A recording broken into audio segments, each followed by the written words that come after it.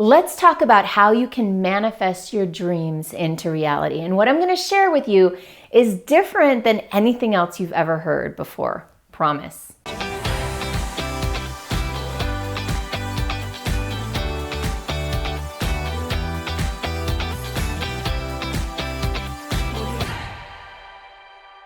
So there are 5 key components to manifesting what you want in your life, manifesting your dreams into reality. And the key thing about this model that I'm going to share with you is that if you miss one item, then chances are not only will you not necessarily manifest what you want, you'll probably end up manifesting, or you could end up manifesting quite the opposite. Now, I learned these lessons the hard way because I spent a lot of years going about attraction and manifestation in a completely backwards way. So let me share with you what this looks like over on my whiteboard. So the first thing about a manifestation is that it starts inside. It starts from within. A lot of times people struggle with it because they're focused on a mental paradigm or a mental approach to attraction or manifestation, when what they don't realize is that it starts really much, much deeper than that. Really, it starts in the heart. So let's look at this as if you are this circle in the middle. Now, what's happening inside this circle is internal. And what ends up happening is whatever we have going on internally, we are projecting out into the world. And we are projecting it out in our energy. So let's talk about that for a moment, because this is not woo-woo stuff. This is actual science. What we now know is that our heart is the center of our being. And our heart, much like the brain, has its own intelligence. It has its own wisdom. And this is actually being studied right now. And the findings that are coming forward are truly amazing. And so what we're finding is that our hearts actually project out an electromagnetic field about 3 to 7 feet out from us. Now, this part isn't new. We've known about this for a long time. And in fact, we can measure the electromagnetic field that comes out from us. And what we can see is that everybody's field is different. And we are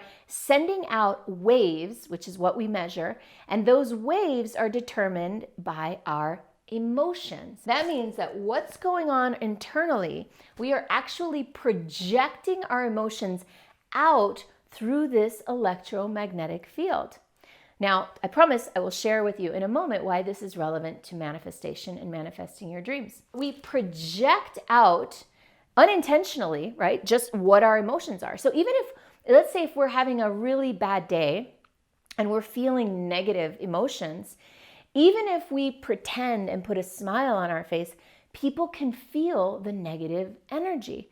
Now, you know that you've had this happen with you, and you know that you've seen it happen with other people, where people think that they're doing a really good job of hiding their emotions, but you know that something's going on. You know that they're struggling with something. And even sometimes if we don't know it mentally, intellectually, our hearts know it. Our heart can feel the other person's energy as well. So we can know it in a subconscious or in a more intuitive way. And the intuition is actually, the heart is at the center of our intuition. And in fact, one of the things I forgot to share a moment ago is that the Heart Math Institute that's doing a lot of this heart research, and one of the most surprising things that we found also about the heart is that the heart has neurons. The heart has neural cells, just like the brain does. Now, the heart doesn't have a visual cortex or an auditory cortex. It doesn't have a limbic system. It doesn't have the same way of processing information that the brain does,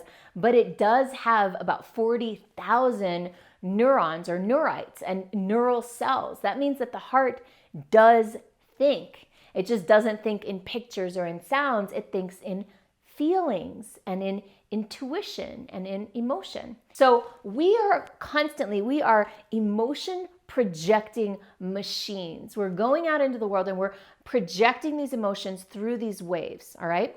Now, from that emotional projection, we are also having an expression, right? So this internal projection at some point turns into language. It turns into facial expressions. It turns into something concrete, which you can also call embodiment. Embodiment is the expression of who we are internally. It's where the rubber meets the road, so to speak. It's where something stops being unobservable to the naked eye and to other people and starts being observable to people. So there's one thing to measure the projection of our emotion out through magnetic waves. It's quite another to actually see somebody's face crestfallen, or to hear their language and what they're actually saying with their words. So this part, this internal piece, leads to this projection piece, and the projection is the projection of our emotions, which further translates into expression or embodiment, right? Where it turns into another layer of expression, and that's where it becomes language or something like that. And then all of that that's coming out in the world basically touches other people. It touches other hearts, right? We come into contact with other people, and depending on what we're putting out into the world, we start to resonate with certain people. This is why our vibration that our heart sends out, that's why people say, oh, I liked her vibe, or we vibed together. It's literally vibrations meeting vibrations out in the world. And from that connection of vibrations, certain things will resonate, certain things will be a match for that vibration of yours, and you will attract back whatever you match to. So have you ever noticed, if you are generally feeling good and positive and you're in a good mood and you come across someone who's a real sourpuss and they're vibing, they're sending out a really, negative kind of energy, chances are, most likely, you're going to want to get away from that person. Now, you might stop and help them because you're a nice person, but that doesn't mean you're drawn to them. There's a difference between being in service and actually being compelled or magnetized by someone. And it goes both ways. If you come across someone who's really vibing high and you guys are on that same wavelength, chances are you're going to want to spend more time with that person. So because connecting with other humans is generally what drives the nature of most opportunities on this planet, right? Other humans are the people who hire us. Other humans are the people who give us gifts. Other humans are the people who make referrals to us, right? So how we are connecting out in the world with other humans is influencing very powerfully the kind of opportunities that are coming back to us. So if we've sent out these messages through our energy, through our emotions, through our language, then what's coming back to us is what we manifest. Now here's the kicker, and this is the final point, because this is 1, this is 2, this is 3, this is 4. Now, the manifestation is what's coming back to us, but there's one more step. People often just leave it at this. This is like that key step that's like pouring gas on a fire that sends this magnetism out much, much bigger, much farther and wider. And that's step 5, drum roll please, is appreciation.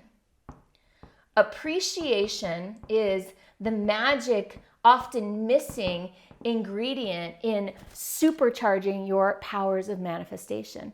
Now, if you just manifested what you manifested, great, it comes back, okay. But when you take it in, when you fully receive whatever you've manifested, and then you really dial up and focus on the feelings of appreciation that you have, then you'll immediately vibe even higher. That will in turn impact your internal state yet again and allow you to up-level your level of vibration so that you're sending out an even higher vibe. So this is how it becomes like an upward spiral, right? So you have this internal state that you're at, you project this internal state, you express in a way that's aligned with this internal state, you manifest what comes back to you from that vibration that you're sending out, and then you appreciate it, and it immediately up levels your vibration again. So then we go through the cycle again and again and again and again and again.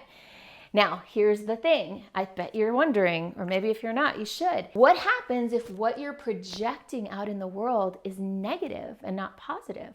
Well, then we start to get generally into a downward spiral. However, again, appreciation is the magic thing here that can change everything. Even if you are in a negative downward spiral, if you can interrupt that pattern and stop and appreciate whatever you have, whatever is, even if it's all seeming awful, if you can find things to appreciate, and if you can really tap into the feeling of appreciation, not the thought or the mental construct of gratitude or appreciation, but really feel it. And like really feel, start, even if it's just a little bit at the beginning, if you can really tap into the feelings of appreciation, boom, you will uplift your energy and your vibration immediately, and you'll start to build a more positive cycle. So that is my model for manifestation that I've cultivated and gleaned from a variety of sources, and I hope that you've enjoyed it. How would you like a free gift to help you do more of this manifestation in your life? And especially if what you want to manifest is a purpose-driven, lifestyle-friendly business, then click on the link below and go ahead and download my Monetize Your Magic playbook. It's free and it'll support you in aligning your business with who you really are, what you really want to be doing, and how you can add the most value to the market. Enjoy.